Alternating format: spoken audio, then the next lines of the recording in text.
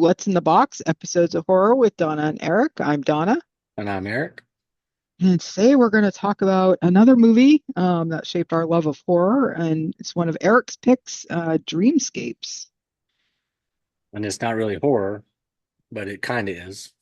I don't know. I kind of thought it was, It's funny because it's got all these different subgenres of horror, especially when you look at yeah, the early to mid 80s and the nuclear war was such a big fear yeah, that we all had. So it's got that kind of fear.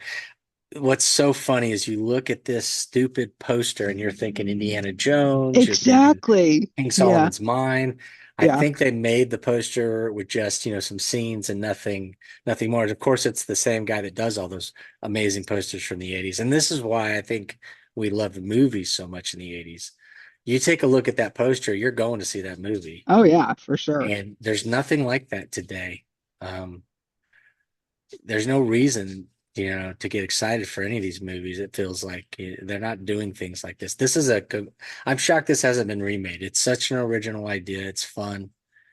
And I could see how you could put it in this time period and it would be just as, you know, entertaining, and possibly you could, put whatever spin you wanted to on it to make it, more topical for some of the problems that we're having today. So Yeah. I really can't remember ever seeing this before.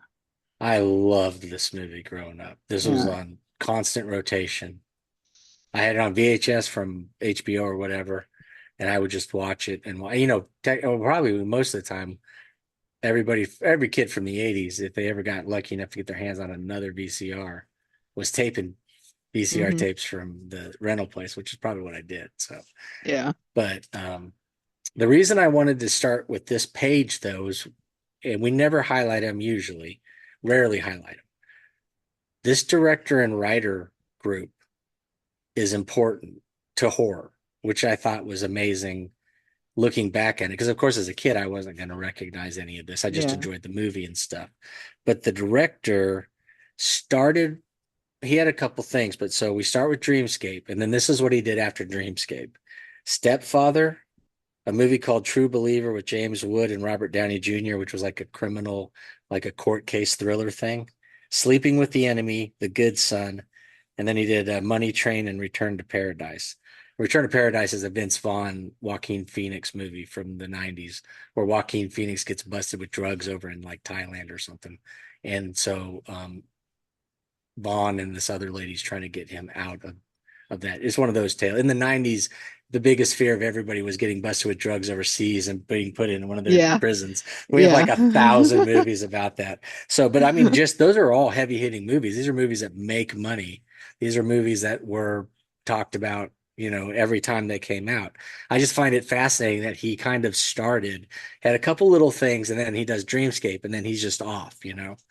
And the writers, Chuck Russell, and then again, I guess Chuck Russell's the main one. Joseph Rubin came in with some points, um, and I think he was a roommate with Chuck Russell, and so he gave his original Dreamscape, like his outline script. He gave it to him and said, see what you can do with it, while he was working on other projects. And Chuck Russell kind of added a whole bunch of new elements to it and stuff. But he went on to do Nightmare on Elm Street 3. Oh, He okay. directed and wrote it, co-wrote it.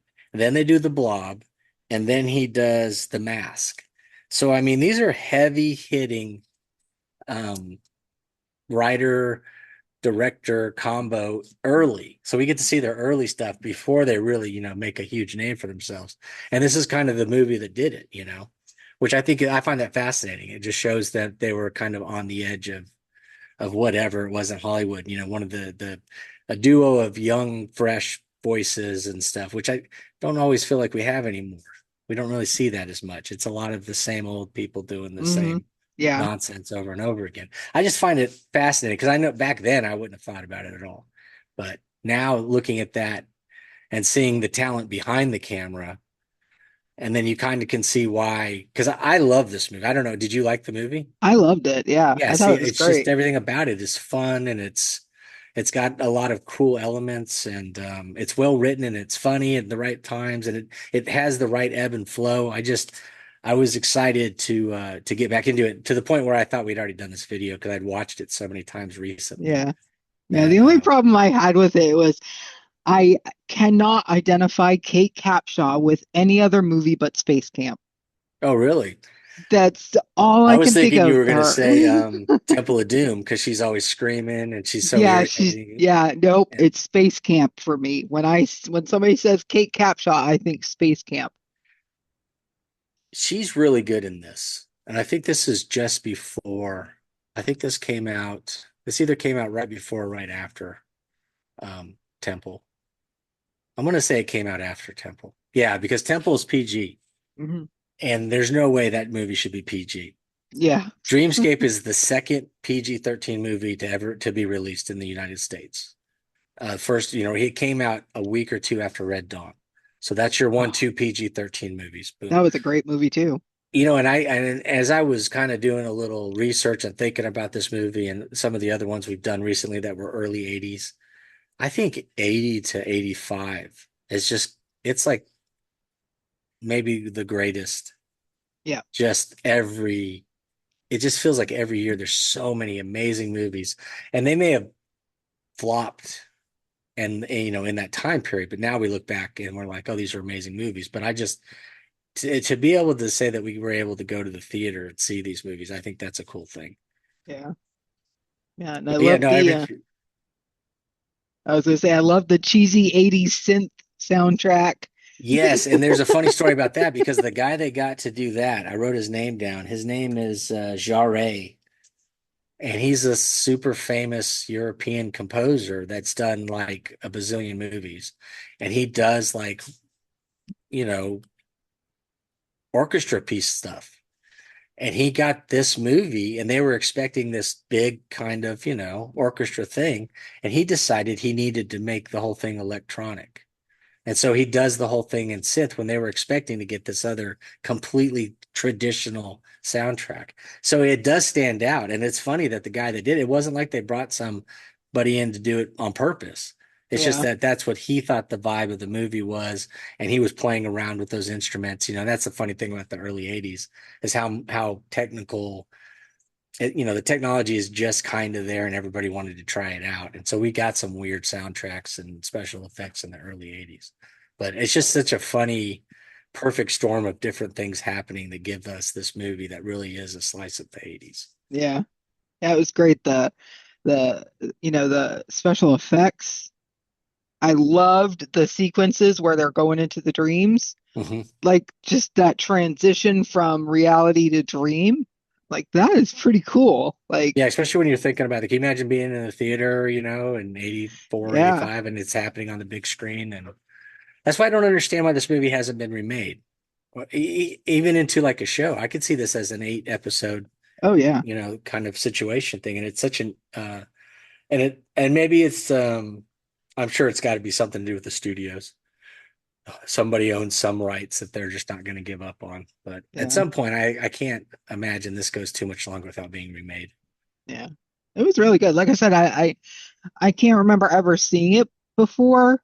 Um, because nothing hit me as familiar besides the actors. And I the actors it's an yeah. amazing cast, which we'll get Um, into as we go through the thing. yeah. Um, so it was like something I had never seen before. Maybe I did see it back in the day.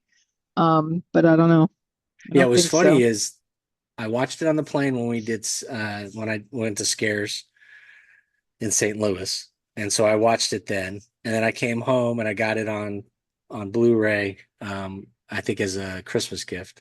So I watched it again and it just so happened that the minute we put it in, or just before we put it in, we lost the internet. So it even had the kids come out, and they sat and watched the whole movie. And so it was good enough that it held the attention span of that generation. So Yeah. it was a fun thing. So it was a nice timing. Yeah. It was a great And movie. like I said, that's why I thought we'd already done this. I've seen this movie a ton of times Yeah. recently, and I was like, that doesn't make sense. But yeah, it's such a good movie. I don't mind watching it again and again. Yeah. But I mean, right here, I mean, just these four people is Right. huge. And then we go to the next page, there's going to be even more. But Yeah. I mean, Quaid, Capshaw, George Wendt, um, and Chris was it Christopher Plummer? No, Is that that's the who? other guy. This one is Max. Von Sydow, yeah. Yeah, I always get and them mixed up and I don't know right, why. and then to see them together in this movie, Yeah, playing off of each other, is really cool too. yeah, Um, so it's a fun. And the other thing I think is funny is that the two of the movies that we've done for this has, Norm as a Norm, yeah, side character, but it's funny how the 80s was, he was filling in that and then doing the Cheers stuff. But I think Dennis Quaid's perfect. yeah, I can't imagine any other person playing that character in this specific movie. Now, in a remake, you could, he's almost as charming as Ryan Reynolds used to be. yeah. You know, it's not. So it's just he's got the good humor and he's charming and he's going through life, kind of using his special powers to get by. And I could see a Ryan Reynolds from like 10 or 15 years ago playing that part. Hmm. And Kate Capshaw, she does a great job when she does the scientific stuff. She's one of those that actually can pull off being the super smart, Right. woman in the old days. Usually, you get like, what's her name? James Bond did it with oh, what's her stupid name? The one that married Charlie Sheen. They made her like a super intelligence thing. God dang, how can I not think of her name? I'll put it in the middle of this Yeah. right here. So. But you know what I'm talking about, where they just get like a Playboy bunny and throw her out there and say, "Oh, she's a scientist or something." But Yeah, Kate really pulls it off. She's able to do both without any, and it doesn't seem like it's a stretch at all. yeah. Well, yeah, because she played kind of a scientist in Space Camp. She was an astronaut, Yeah. so those are kind of a scientist. The only time she played like a bimbo is in the Indiana Jones thing. Yeah, yeah. She was And the singer. Yeah, yeah, and she just screamed the whole time. But you go yeah, back and watch it, and it's not as bad as you remember it or as that people have made it out to be. But there was a time in the '80s and maybe early '90s where everybody would say that Temple was a terrible movie because of her. So, yeah. It definitely but yeah, wasn't terrible. no, it's a great movie, but um, you know, it's not near as bad as people remembered it being. Yeah. And so Um, this Paul Novotny was the main scientist, and she worked with him, and then he and was they a work in dreams. yeah. They work in dreams, psychic thinking. I guess the whole theory behind their work was they would help people who were having nightmares um, figure out what was going on. And Alex was working with Novotny in the past, and then he kind of just like took off and was kind of like, Yeah, Alex was like one of those kid genius. Like he was the guy that they could pull out and show that psychic ability existed. And Paul was not taking advantage of him, but I think he kind of was in a way, at least enough that Alex thought so and ran away. So he didn't want to be under the magnifying glass anymore. He kind of wanted to just go do his own thing. yeah. And And then then we, Norm or well, okay, yeah, what was it? Oh, Charlie. I guess I put the actual names yeah, on the thing. yeah, Charlie is he's a writer who wants to expose this government secret that they're using this program to go into people's dreams and do bad things. yeah. And he's also a horror writer Yeah, stab. in, yeah, in the, yeah, he was, then we have And then this, I kind of made this like that was the good guys and this is the bad the guys, but bad not guys. really. I mean, Bob Blair, there's Plummer. He's the government liaison, and he's so slick in this movie, and it's Hmm. so cool to watch him be that just slime ball. He's almost like a car salesman. He's so Yeah, and and then he's recruited Tommy Ray, and that's the guy from Warriors, and he's been in a lot of stuff too, and he plays a great villain. And yeah, he's the guy that the only one to have not succumbed to the dreams and gone crazy as he goes in there. And he's kind of like the star athlete, and they're bringing Alex in, and this guy's kind of got his back up because he wants to be the only one that can do all this stuff. yeah. I like it when The he's like at the end there, and he's like, what was it? You like Bruce Lee? I've watched Enter the Dragon 6 times, and he's got the like glowing nunchucks, nunchucks. yeah. That's a Yeah, totally 80s thing because yeah, nunchucks were big in the 80s. yeah. As everybody rediscovered or started to really lean into the martial arts films, because they were being played just as much as the horror movies were Yeah. on cable as they ran the Oh thing. God, yeah, we watched Bruce Lee movies. If we weren't watching Yeah. horror or cartoons, we were watching Bruce Lee. Like, I put Gary and Roy on there simply because if you see their faces, they're recognizable actors. They're character actors that have been in a bazillion things through the 80s, 90s, and 2000s. But they're not real. I can never, they're kind of the heavies. They kind of seem to work for the department. I don't think they work for Bob Blair, but they kind of have to use those tactics to get Alex to go along with everything. yeah, And the president's not a bad guy, no, but more of a victim. yeah, Kind, he's yeah, definitely a victim, but he ties more with Bob Blair than he does with anybody else because Bob Blair goes back as somebody that's worked somehow has worked hand in hand with the president through other things, maybe when the president wasn't the president. And so, and the setup for him is that he's having terrible nuclear destruction, nuclear war nightmares, which was a big thing in the yeah, early 80s, like we said earlier. So he's having nightmares, and I was getting the idea that they were kind of giving him these nightmares, it felt like, you yeah. know, but they don't really go into that part of it. No, and they don't because I guess you have to be like close to the person you're Yeah, it seems like influencing they their got him pretty dreams. close. Yeah, because he was in the next room when they finally do get to that point. Yeah, They have this, I didn't put any pictures in, but they have this big elaborate setup where you're in like a chair and just across the room, there's somebody in another chair and everything's hooked up to their heads. And then that goes into the computer system, which is always fun to look at 80s computer systems yeah, because they're so gigantic. And then, then they can jump into the person's dreams that's having the situation. Um, Later, we find out that the goal is to be able to jump into the dreams without the machines, and we find out later that a couple of these people can do that. yeah.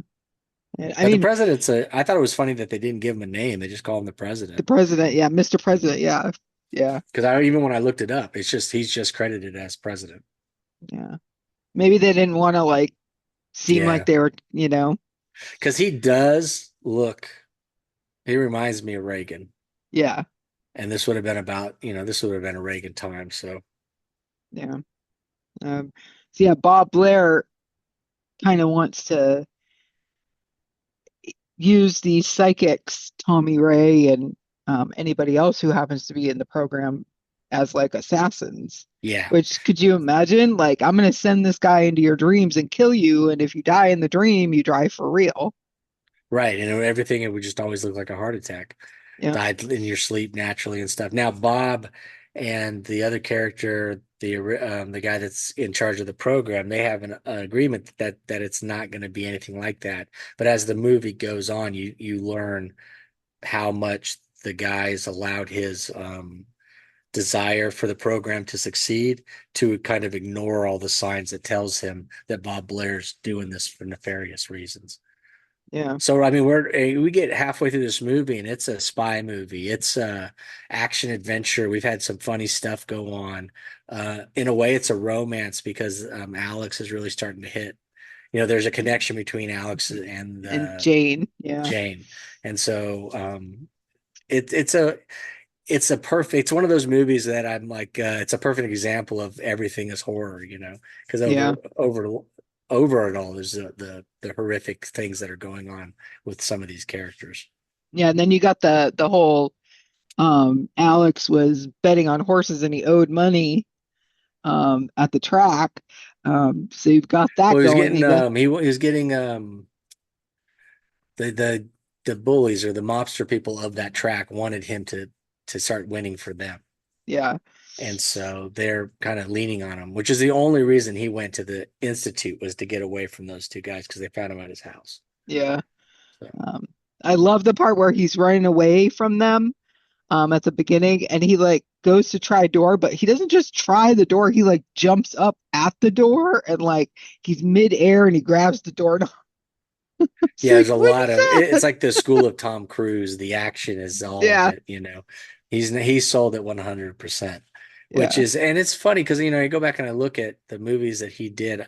I remember him being a big part of my childhood.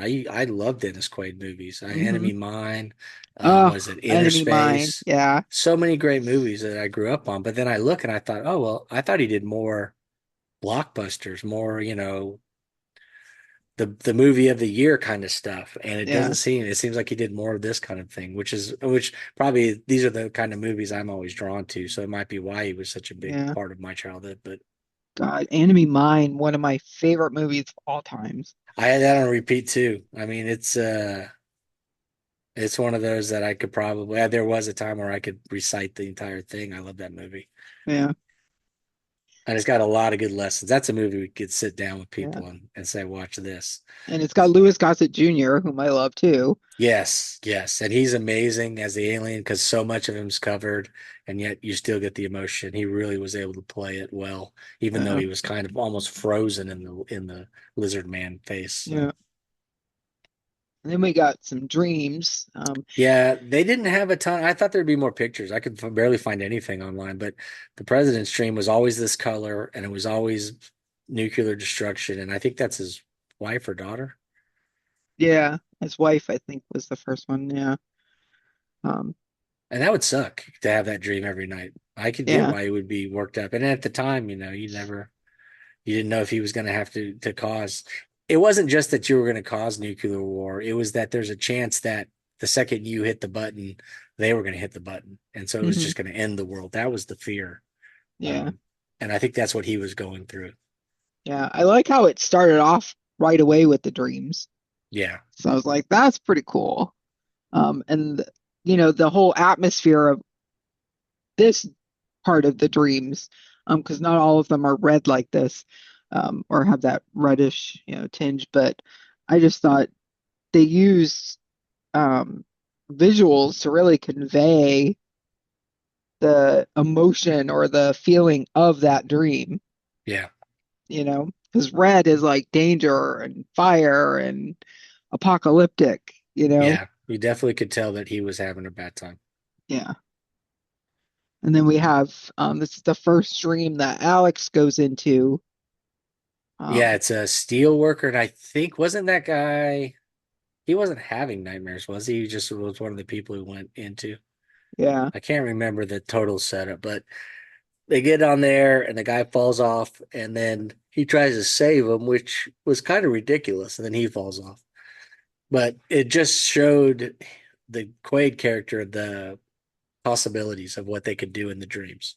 yeah, And it's a good sequence. I mean, it's got that falling special effect that all the movies from the 70s, 80s have. So it's yeah, not perfect, but for the most part, it's high up. So yeah, yeah. You don't even need the falling part. Like just being on those beams up in the air like that. No, thank you. That's terrifying enough. I think they used this as a way to say that if he didn't wake up before he hit, he would have died. I Yeah, think that was what they were using that the falling aspect for. yeah. And Have that, you ever heard that? You heard that as a kid, right? If you yeah, fall in your dreams and you don't wake up before you land, you'll die. yeah. I mean, who knows, right? But everybody knew it. So Yep. we probably all got it from the same TV show or movie. But Yeah. if I remember correctly, that was filmed in Dallas too for some reason. Oh, cool. And then this is the guy who was He was impotent, and his yeah, wife wanted him to be able to have more sex and stuff. So they go into his dream to see what's wrong, and he didn't want to talk about what the problem was. But it was funny. I wish there was more pictures because they had the weird lens, the kind of the fisheye lens, and he yeah. follows him into the house, and immediately the guy's like, "My brother's here." And he finds his wife in bed with his brother, but then like everybody he knows is under the bed, Yeah, and there's like three guys under the bed, and then there's a priest and the lawn guy behind the curtain. yeah. And they're all people he knows, and that's his fears that his wife's having an affair. And it's a perfect comedic moment Yeah, to kind of balance all the other dreams because a lot of them are way more intense. And the whole yeah, movie up to that point's kind of intense. So it was a funny um, you know, minute or two break to yeah, kind of get you a reset. And then at one point he goes into her dream after they flirted. He wants to initiate, but she pulls back because she's of the situation. So then he decides to initiate in the dream, and they get kind of far, but then they wake up. And she has every right to be upset. She's very Yeah. upset. She was very But pissed off. Yeah. he is smart enough to say, "But look, I did it without the machine." And then it's all science again, and he's Yeah. like, "Oh, yeah, that's all it. That's all that was me just proving we could do it without the machine." So, but yeah, which is funny though, is at the end of the movie, it's almost the exact same thing. They get on the train to go. They're Train. actually going on the thing, and then the porter is the same porter from Yeah. the dream. So I thought that's a funny way to end it. And then they go Yeah. on, and that's how it That goes. music at the end though, that was kind of cheesy 80s Yeah. Yeah. porn I mean, movie. it's the soundtrack is not one you're going to throw on, but it does fit the movie pretty well Yeah. for the most part. Yeah. But yeah, He's no, it like, was mentioned as because I was the only one who'd seen it before. Everybody else, the other three were like, first note was the music was terrible. So yeah. So I remember like at the end when she's like, I've never been on a train before, and Quaid's like, well, technically you have. yeah, which is funny. But so we got those two, the kind of now what's so funnier is that PG-13, you're not allowed to have nudity in a sexual situation. So there's apparently a more sexual thing that goes on, and you can see that if you were in Europe or overseas. They Yeah. have that version, but that's never been played in America. And I don't, and I watched the Blu-ray, and it's not included in that either. So I guess they didn't update any of the American stuff. I don't think it really needed it, It but didn't, and that's the funny thing is that yeah. they tried to throw it in there. But that's the other thing that the 80s never realized, at least the first part of the 80s, and really pretty much the entire 80s. They didn't Yeah. understand that it's not necessary to have, you Boobs know, yeah. in I the mean, they movie. Yeah. sell, they sell, but it's Yeah. not always necessary. Yeah. So, This is my favorite sequence where he was helping Buddy, the kid there. mhm. Um, and he kind of had to fight to get to help the kid because they're like, he's like, we're trying to help people. Why can't I help this kid? You know? Yeah, it was like they didn't want to advance it. They'd gone too far in testing and they didn't want to go again. Oh, they didn't want to go again because they lost the guy before. Yeah. He got wheeled out like a vegetable, Yeah. and this kid is having a dream of the Snake Man who is killing his family. And then he wakes up, I guess, before he gets killed. But the kid's so traumatized, he's like in a wheelchair Yeah. and he's just not having, it's really affecting his everything about him. And so Yeah. Quaid wants to get in there and help. I think the funny part of that is just how short Quaid's shorts were because he was jogging and then he stops to talk to the kid. And then that, and you got to love a good pair of 80s shorts. Yeah. So he's got John Stockton's on. Yeah. So, but other than that, I mean, it's a cool special effects because you can tell that, with CGI, you could really make it go crazy, but they didn't have that technology or it wasn't advanced enough. So you get some pretty cool claymation, worked in with a guy in a suit. Yeah. So you get some really good technical direction and editing showing off that, as a kid, you're not going to pay attention to unless it's really bad. But as an adult, you can kind of see, oh, that's really cool how they kind of morph it all together and give us this really terrifying scene of Yeah. this And thing then, attacking everybody. yeah. So the thing that's got Quaid, and Quaid's getting his butt kicked, and this kid just comes up with this axe. He's like, you know what? I've had enough of you, Snake Man. And I really like that Yeah. because you could have made it or written it so that Quaid just defeats the monster and then the Yeah. kids, got some sort of complex the rest of his life. But this way, he's able to stand up to the fear, Yep. save Quaid, which may have been what Quaid is kind of doing because there are times where he's calling out to the kid, but it's a really good sequence, and Yeah. there's a lot of it's got that bit where Quaid gets hurt enough that he's kind of scared of the Snake Man too, Yeah. because he's drawing a picture later in the lunchroom of the Snake Man and the bad guy, the other Dream Walker or whatever you want to call him. He gets a hold of the picture, which comes into play later. Yeah. But so he knows that there's something in the dreams that scares this guy. Yep. And then we have the president's final dream. I like this sequence a lot too. Yeah, it was really Um, cool on the train. They're yeah. like on a trolley. Yep.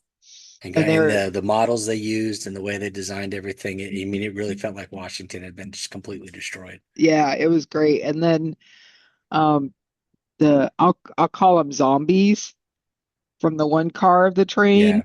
Yeah, Um and I liked it how um Tommy Ray there, yeah, Tommy Ray, he's like, you can do whatever you want. It's a dream. Haven't you figured that out yet? So he yeah, was turning himself into like one of the zombies, and he um grew these like claws, which kind of made me think Freddy Krueger just a little bit. Metal claws yeah. or fingernails, and like killed the train guy there. Um, so I thought that was pretty cool.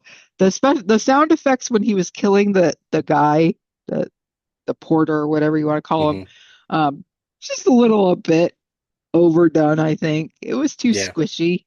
Um, and it went on a little bit too long, but it was still okay. It was still good. Yeah, no, I agree. I mean, and I feel like I said after we at the beginning, we see all these other great movies they did. This is the first one, so you're going to get a little heavy-handedness, I think. Yeah. But it's an impressive ending sequence where you Yeah. have the two dream people fighting each other with different techniques. You have the president realizing that he's not as crazy as he thought he might become. Um, they've got to run through basically hell to try and get to the other side and get away. And the guy that plays Tommy Lee, I mean, he's just such a good actor. He plays the villain so well. Yeah. And then Um, again, the president kills the bad guy. yeah, So it's Quaid is wrestling with him, and then the president comes and kills him. So Quaid's not technically the hero. yeah, which is I think a good way of doing it. I mean, Yeah. because the whole time he's trying to tell you he's not anything. It's not like a normal action movie from the '80s where the guy's just gonna come in and kill 800 people and walk away without a Take care scratch of and stuff. everything. Yeah. Yeah, I mean, he's more of a guy Yeah. stuck in a situation that requires him to step up and be more than what he is, but also not give us some sort of weird, unexplained, superhero kind of character. Yeah. Which he could have been because he's in a dream. Anything's possible. But Yep. I kind of like the fact that they didn't do that. I really enjoyed um, his journey because he does get, I mean, he definitely stops being a selfish beginning to end. But he's still the same kind of wisecracking, Yeah. um, scoundrel in a way. He's kind of like Han Solo in a way, Yep. Yep. early Han Solo stuff. So I just and watching it again made me think, how much I really did. I watched this movie on repeat. I mean, I could probably think of 4 or 5 movies I watched just constantly, especially when it first came out. Yeah. And this was one that I was always a go-to. And there was a period of time when you couldn't find it. You couldn't find it on VHS, and it really wasn't on DVD. And so there was the time when I was looking for it in the late '90s, early 2000s, and so I was excited when I saw that Scare Factory put it out in one of those collectible DVDs or Blu-ray sets that they do, where you get some kind of the backgrounds. They do some of the special footage, and they clean up the footage and make it a little sharper for Blu-ray. So it's really cool. It's one of those that you can actually go out and find now and watch. And it's always on Prime. It feels like every time I go to Prime, it looks like I can watch it. Yeah. Yeah. That's where I watched it. I watched it on Prime. The only thing that Alex did in this sequence was he did figure out he could do anything because he turn into Tommy's dad. Yes. Yeah, and he terrorizes him because he knows that's Yeah. Tommy's fear. And we Yeah. learned that early on that his dad was terrible to him, causing a lot of different. It wasn't he because Tommy's like the reports they found like newspaper clippings where it suggests that Tommy may have like killed his family or something Yeah. because they were so terrible to him. So we already know that he's unbalanced and he's the perfect guy that the government would look for to send into people's dreams to kill him. And Yeah. I thought it was pretty ballsy that Bob decided to go after the president because the president wanted to end. He wanted to do a nuclear peace deal, and Yeah. that's why Bob wanted him dead was because, of course, like always, war sells. Yep. War makes money for everybody, so let's keep war going, which is always one of those things that's so ridiculous. But it's not false. They do make a lot of money off of war, but I'm not sure all of us make any. So Yeah.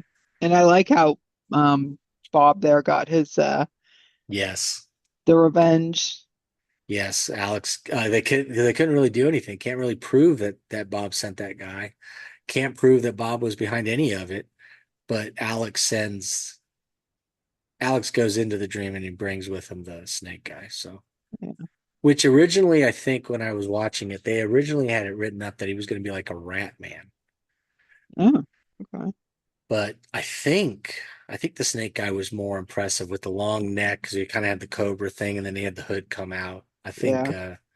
and with some CGI, you could probably make it look really incredible. Although you also lose that magic, whatever it is. Somehow CGI seems to lose the magic of these Hmm. older films when they get too technical. But you could really make them into a pretty cool snake man. Yeah. Yeah, I really like this. But yeah, it's a really great movie. I'm glad we watched it because, like I said, I don't recall ever seeing it before, and I have a feeling I'm going to be watching it again in the near future, It's just one of those. You because. seems like you can just put it on and you don't really need to. You don't have to be totally focused once you've seen it. It's just entertaining. Anytime you look up, you're going to be seeing something fun, Yeah. Yep. adventure or action or jokes or whatever. And it also, I think, imprinted on me how it's possible and maybe you should include all these different elements when you're writing a story because, they could have easily made it one note and we Hmm. would have got a perfectly fine horror movie and it would have been, like a Freddy Krueger-esque kind of thing, but maybe government assassins or something. But the way they did it it reminds you that the journey is going to be part of the thing you need to include Yep. some character development, some of the other stuff that sometimes people forget when they're so excited to get straight to the monster or to the action or to the Hmm. gore or whatever it is they're trying to do. But early on, this was one of those movies and it also has like I said, it wasn't the biggest character arc, but it also has character arcs. You kind of see the growth of some of these characters, Yep. um, and a clear line of good and evil, which is, sometimes it's there, sometimes it's not. Yep. For sure. So if you haven't seen Dreamscapes, you definitely should check it out. I highly recommend it. Um, so that's another one. I'll have to figure out what movie we'll do next, for the movies that shaped us. I was thinking The Fly, because I think that was one that was on both of our lists. Yeah, I think so Um, too. And yeah, of course, another one of those movies I watched over and over again. yep. So it'll be fun because I haven't revisited in ages, but it was such a good movie. The dynamic between Goldblum and Gina Davis. Yeah. And that's right when their relationship itself was becoming something. Hmm. And as we're going to now break into the fly talk and just do it now. Yeah. So I'll probably stop talking so we can do it later. But yeah, no, that would be a fun one to do. I know we've got a list of some really cool and interesting movies because, like I said at the beginning, it feels like we were at the perfect time for so many great movies Yep. that would influence you to do kind of what we do now. So Yeah. Absolutely. Um, we'll potentially be doing a recap of Scares That Care AuthorCon, which is coming up in 9 days from now. that's Um, crazy. yeah, I know. I can't believe it's quickly approaching, even though it felt like I've been waiting since last year Yeah, feels like for it. 5 years since the last one, but also how is it already here? So Yeah. it's a very weird dynamic. Yep. So maybe we'll do a quick little recap of that on the next recording that we do. Um, so, because by the time this airs, it'll be over. Um, so, but yeah, I'm looking forward to that. It'll be nice to be in the Yeah, same it's gonna part of be fun. the same place with you. We Yeah, seem yeah, to, it's always fun when we can get everybody together and, yeah, have a good time and check out new books and go to the gross out and just all the fun things that you can do at Scares. yep, yep. See that. So yeah, we will see you on the next episode and take it easy. I just stole Yeah, your line. I know. Take it easy. I couldn't figure out what else to say.